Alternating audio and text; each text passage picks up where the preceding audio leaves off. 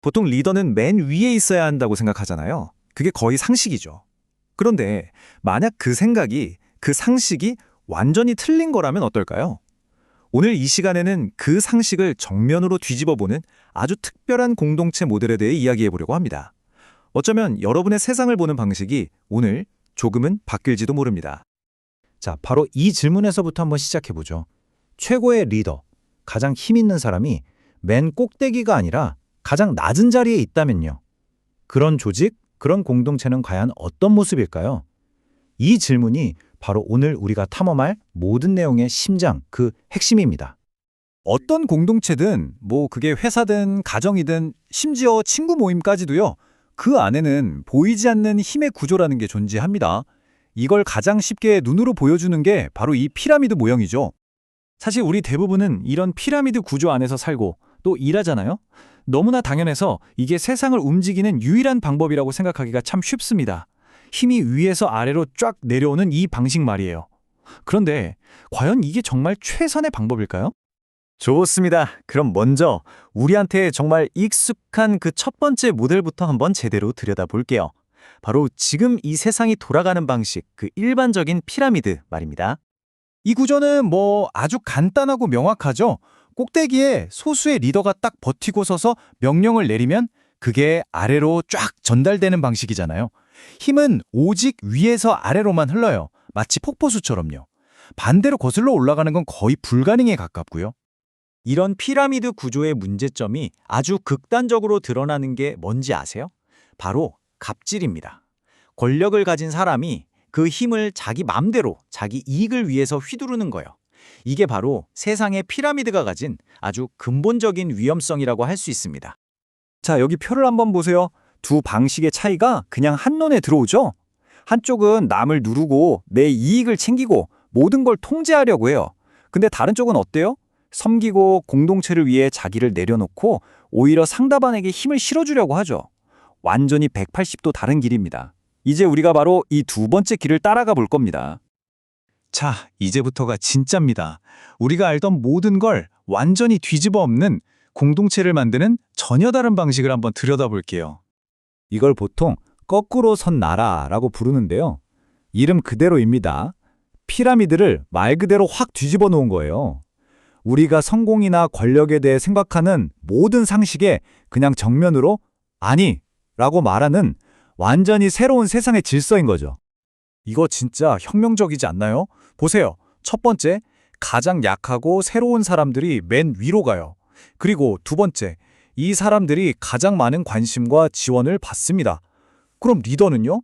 세 번째, 네 번째를 보면 리더는 스스로 가장 낮은 곳으로 내려갑니다. 왜? 모두를 떠받치는 기초, 바로 주춧돌이 되기 위해서요. 이게 바로 이 거꾸로 선 공동체의 심장입니다. 이런 섬기는 리더십이라는 게 그냥 요즘 유행하는 경영이론 같은 게 아니에요. 사실은 아주 오래된 지혜의 뿌리를 두고 있거든요. 지금 보시는 이 구절이 그 핵심을 딱 보여주죠. 가장 위대한 리더는 섬김을 받으려는 사람이 아니라 오히려 섬기는 사람이라는 것.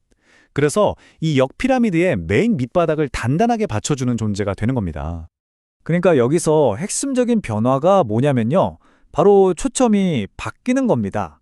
내가 사랑을 받는 것에서 끝나는 게 아니라 내가 받은 그 사랑을 이제는 다른 사람에게 주는 것으로요. 이 전환이 바로 이 공동체를 계속해서 움직이게 만드는 강력한 동력, 말하자면 엔진이 되는 셈이죠. 근데 이런 생각이 들 수 있어요. 아니, 이렇게 비상식적인 구조가 현실에서 과연 유지가 될까? 맞습니다. 쉽지 않겠죠. 그래서 이 공동체가 무너지지 않고 돌아가게 하는 아주 중요한 두 가지 실천 방법이 있습니다. 이 거꾸로 선 피라미드를 단단히 지탱하는 두 개의 기둥, 그게 바로 용서, 그리고 용납입니다. 자, 먼저 용서부터 한번 볼게요. 이걸 제대로 이해하려면 한 가지 비유를 들어보는 게 가장 좋습니다. 두 종류의 빚에 대한 이야기예요. 자, 첫 번째 빚이 나옵니다. 무려 1만 달란트. 이건 우리가 용서받은 빚을 상징하는데요. 감이 잘 안 오시죠? 이걸 오늘날 가치로 환산하면 한 사람이 15만 년, 15만 년입니다. 그동안 한 푼도 안 쓰고 모아야 겨우 갚을 수 있는 돈이에요. 이건 그냥 못 갚는 돈인 거죠. 상상조차 불가능한 액수입니다. 자, 그럼 두 번째 빚은 어떨까요? 이건 다른 사람이 나한테 진 빚이에요. 100데나리온. 당시 노동자의 100일치 월급 정도 되니까 이것도 물론 큰 돈이죠. 무시할 수 없는 금액입니다. 하지만 방금 우리가 봤던 저 15만 년짜리 빚에 비하면요. 이건 뭐 비교 자체가 안 되는 거의 먼지 같은 수준인 겁니다. 바로 이 지점에서 용서의 진짜 의미가 드러납니다. 용서는 그냥 기분이 풀렸으니까 봐줄게 하는 감정의 문제가 아니에요. 내가 저 15만 년짜리 도저히 갚을 수 없는 빚을 탕감받았다는 사실을 깨닫는 것. 그걸 기억할 때 다른 사람이 나한테 진 저 100일짜리 빚은 그냥 없던 걸로 해줄 수 있게 되는 거죠. 이게 바로 공동체를 건강하게 만드는 첫 번째 열쇠, 용서입니다. 두 번째 기둥은 용납입니다. 이건 용서랑은 조금 달라요. 용서가 어떤 잘못이나 죄에 대한 거라면 용납은 다름에 대한 겁니다. 내 기준에 안 맞는 사람, 성격이 좀 이상한 사람, 약점이 많은 사람, 그런 사람을 바꾸려고 하는 게 아니라 그냥 저 사람은 저런 사람이구나 하고 있는 그대로 받아들여주는 거죠. 이건 없이는 공동체가 절대로 유지될 수 없습니다. 자, 그럼 정리를 해보죠. 아니, 솔직히 이렇게까지 힘들게 세상을 거슬러 가면서 공동체를 만들어야 하는 이유가 대체 뭘까요? 왜 이렇게까지 해야 하는 걸까요? 몇 가지 중요한 이유가 있습니다. 첫째, 안으로는 정말 건강하고 끈끈한 문화를 만들어요. 희생을 통해 사람들이 진짜로 성장하거든요. 그리고 둘째, 밖으로는 엄청나게 매력적인 모델이 되는 겁니다. 세상 사람들이 보고 와, 저기는 대체 뭐지? 어떻게 저렇게 돌아가지? 하고 궁금해하게 만드는 거죠. 권력으로 서로 누르지 않아도 되는구나. 더 인간적인 방식이 가능하구나 라는 걸 보여주는 살아있는 증거가 되는 거예요. 궁극적인 목표는 바로 이겁니다. 이 구절에 나온 것처럼요.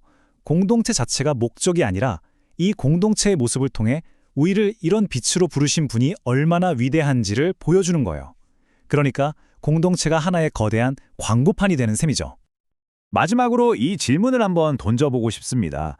만약 우리 사회의 성공 기준이 얼마나 많은 힘을 가졌는가가 아니라 얼마나 많이 섬겼는가로 바뀐다면 어떨까요? 여러분의 직장, 여러분의 가정, 그리고 우리 사회는 과연 어떤 모습일까요? 한 번쯤 깊이 생각해 볼 문제인 것 같습니다.